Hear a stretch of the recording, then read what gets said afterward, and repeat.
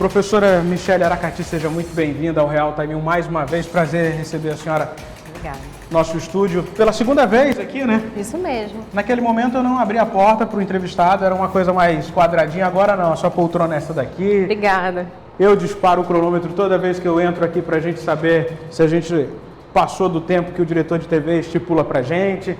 A câmera que está disponível para a senhora é a número 3. Tem uma câmera lá no fundo também, essa que está mostrando a gente, mas ela é mais geral, só para mostrar no momento que a gente entra. Excelente. Fique à vontade. A professora Michele Aracati é economista, professora da UFAM e agora youtuber.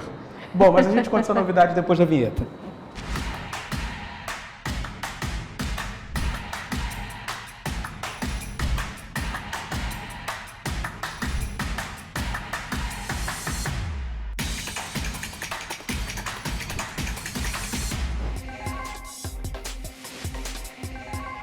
Três professoras se reuniram para falar de economia de uma forma muito mais fácil, sem aqueles termos rebuscados, termos técnicos que a economia tradicionalmente comunica com o público em geral. É uma tradução que está agora no YouTube, e o nome do canal se chama Empoderação. Professora, a senhora reuniu mais duas amigas, duas colegas de profissão, e aí vocês decidiram então trazer esse tema. Porque falar de economia básica, falar da economia do dia a dia, já deveria inclusive estar na escola, lá no ensino básico. Isso mesmo. Ainda não está, mas pelo menos as redes de comunicação, um canal no YouTube, pode ser uma saída. Isso mesmo. Na verdade, essa ideia já veio do ano passado.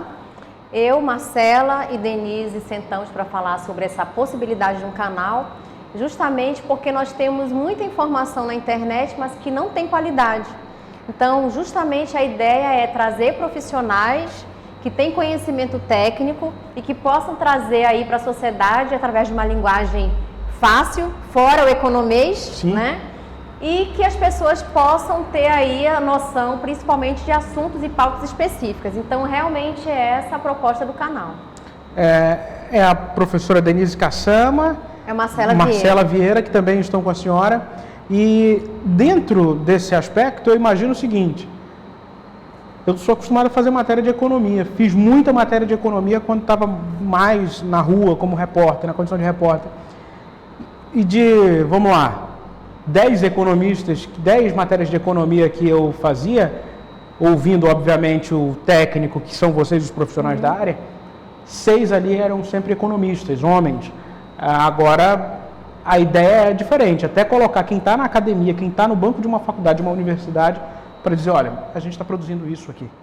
Isso mesmo, e essa estatística que você traz, ela me chamou sempre muita atenção. Porque eu estou na universidade há muitos anos, como aluna e como docente, e o que nós temos na universidade? Nós temos muitas alunas, meninas, mas no mercado de trabalho nós temos homens economistas. Então, onde estão essas economistas? Onde estão?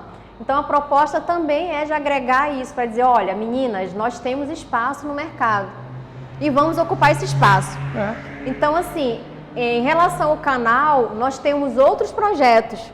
Por exemplo, o projeto Mulheres Economistas, que é justamente para trazer algumas economistas, como você falou, algumas que nós temos no mercado e outras que estão no Brasil, para que possam mostrar o seu trabalho e as nossas alunas possam olhar para essa pessoa como inspiração.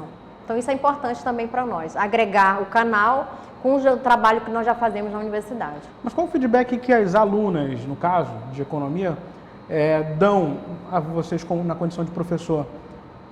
Até mesmo por esse fato de pouco ver no dia a dia, eu estou falando do aspecto de sociedade, até mesmo dos veículos de comunicação, da presença feminina falando sobre economia. Elas sentem esse impacto? É uma coisa que elas sentem? Foi uma necessidade apresentada por elas? Sim, na verdade foi uma demanda que veio das minhas alunas, né? Vamos fazer um projeto de extensão onde a gente possa falar com mulheres economistas. Aonde elas estão atuando? Onde estão trabalhando? Então, isso também chama muita atenção. Então, eu preciso de mulheres economistas para inspirar as futuras gerações. Bom, mas dentro de um aspecto que é a proposta do canal, a senhora comentava comigo mais cedo sobre a questão dessa ausência de uma informação de qualidade ou de um apoio técnico.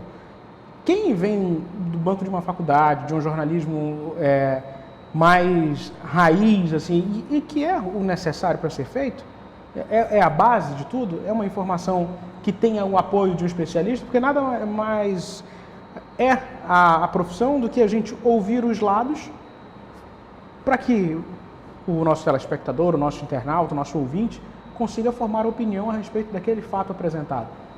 Mas para isso a gente não fala uma coisa, nunca a gente vai, jornalista sério, nunca vai para frente de uma câmera ou de um rádio ou da internet dizer o que ele pensa, a não ser que ele seja um colunista, mas ele sempre vai relatar fatos. E às vezes, nesse processo que a comunicação enfrenta, de tanta transformação, de tanta novidade e de, claro, outras pessoas também tendo acesso mais fácil a uma rede social, às vezes emitem informação no âmbito econômico, que na verdade podem ser muito bem traduzidas como uma mentira, a fake news. A fake news, isso mesmo.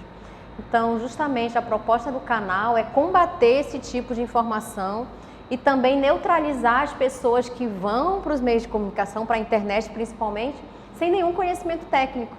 De uma hora para outra, todo mundo virou economista. De uma hora para outra, todo mundo virou jornalista, cria conteúdo. Então, isso também incomoda, porque muitas vezes o aluno vai dizer o seguinte: eu vi o vídeo do fulano na internet falando sobre isso. Você tem que desconstruir aquele pensamento, porque está completamente incorreto.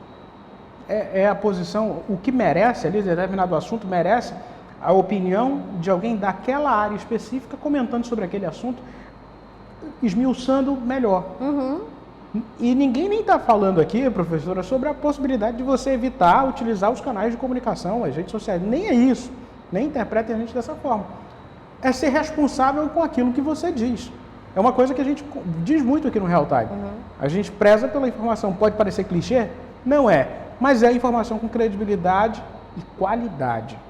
Porque isso é fundamental. Para você, se você quer ser um player de conteúdo, seja naquela área que você é habilitado para falar, aquela área que você tenha conhecimento.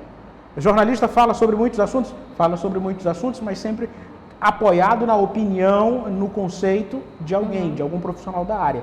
E é isso que a professora está falando. Então, não é que a gente esteja querendo ser palmatória do mundo, mas é dar uma luz novamente, dizer que as coisas caminham nesse ritmo.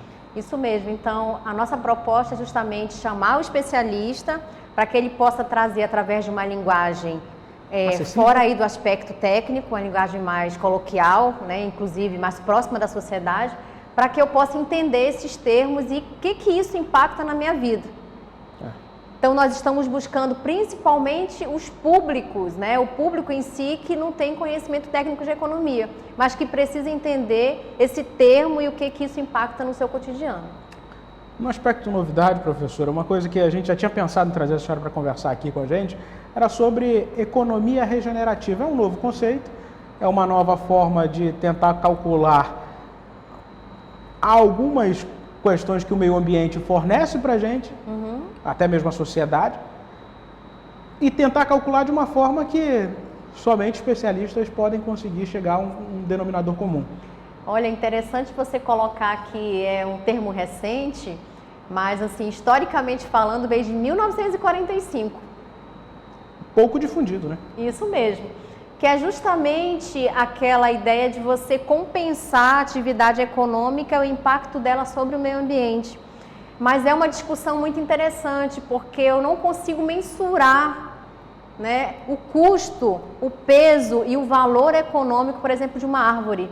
Por que eu falo uma árvore? Por quê? Porque a árvore, para chegar naquele patamar que eu tenho ali, ela demorou 100 anos, 150 anos. Você retira essa árvore, como é que você vai compensar isso? Com uma outra árvore? Eu tenho como esperar 150 anos? Não tem. Eu não consigo. O que nós estamos observando aí em termos dessa discussão? A utilização da tecnologia e da inovação e do conhecimento para que eu possa acelerar esse processo e fazer a compensação dos meus impactos econômicos sobre o meio ambiente. É uma discussão super interessante e é uma discussão também que está chegando para as empresas. E um outro fator que me faz lembrar e fazer um paralelo com isso que a senhora fala, é a respeito até de um recurso que a gente tem utilizado muito e está dentro desse aspecto da economia regenerativa, que é a utilização, por exemplo, como você consegue utilizar e foi muito falado isso no final do ano passado para o começo desse ano, que é como você consegue taxar o sol, a luz do sol. Ninguém consegue taxar a luz do sol, embora operadores do sistema de energia elétrica, através de placas fotovoltaicas, tenha dito que o governo federal tenha começado a utilizar esse tipo de recurso. Mas é dentro do aspecto da economia regenerativa que vai se discutir esse assunto, essa questão. Isso mesmo. A ideia é justamente você compensar, né, o seu impacto ou da atividade econômica ou do uso ou do consumo. Mas eu falo isso de uma forma assim muito direta, até porque como é que eu vou mensurar o sol? Como é que eu vou mensurar a água, né? A partir do momento em que ele tem aí a sua ideia do uso, né? Pode ser que para mim ele seja muito valorado, pode ser para você que não seja tão valorado.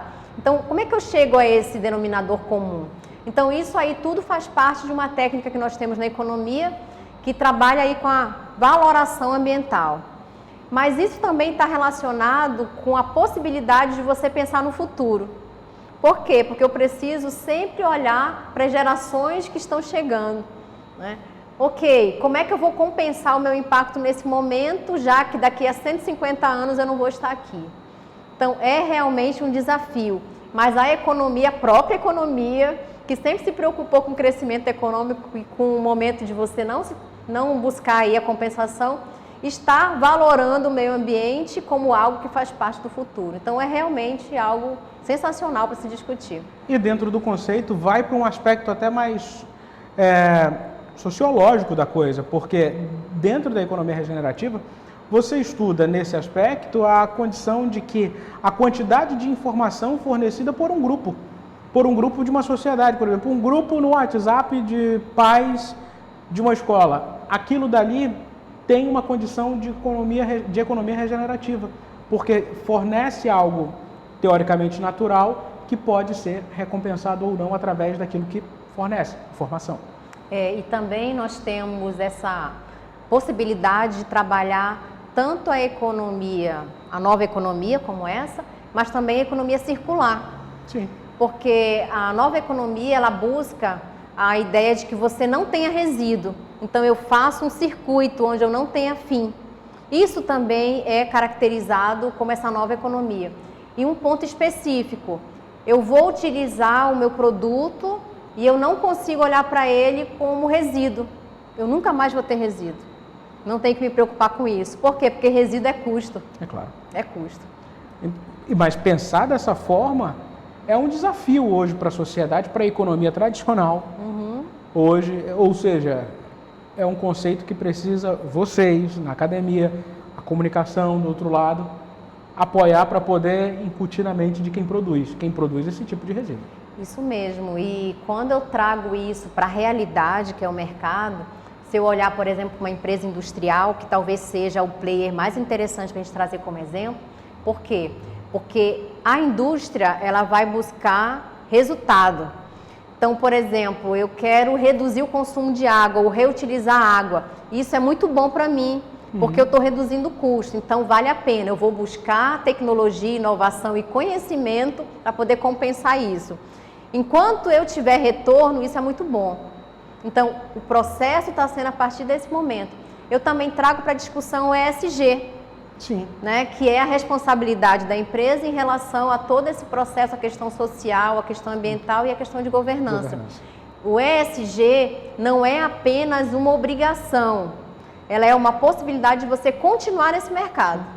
É pensar além do lucro para uma empresa, mas pensar no impacto. Isso mesmo. Que ela causa para a sociedade, para os funcionários, para quem está em volta. É o seu impacto positivo perante a economia, a sociedade e o meio ambiente.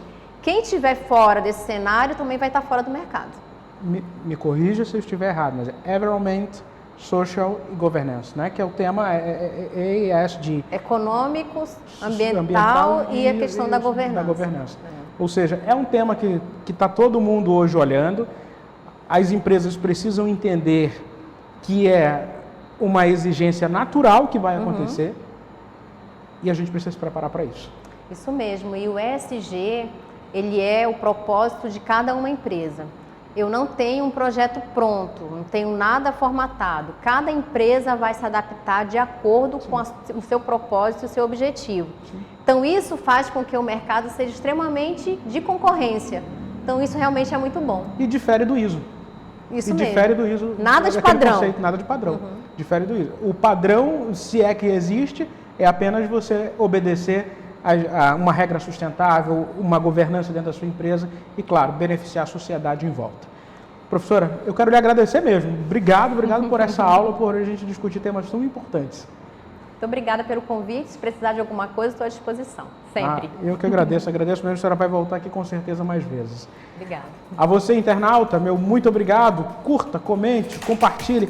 Não esqueça de se inscrever em nosso canal no YouTube, é o portal Real Time On.